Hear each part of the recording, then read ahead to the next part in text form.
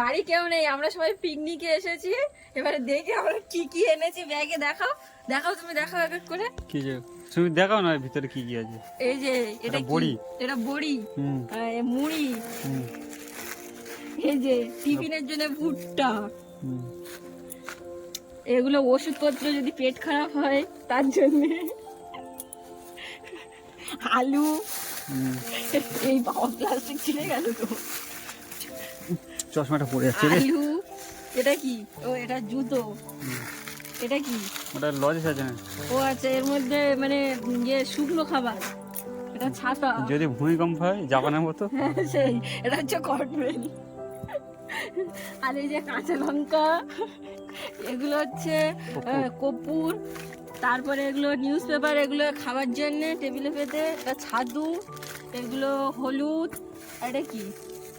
এটা রসুন, আদা, মশার ধূপ। তারপরে এটা হচ্ছে লঙ্কা গুঁড়ো, এটা হচ্ছে টর্চ।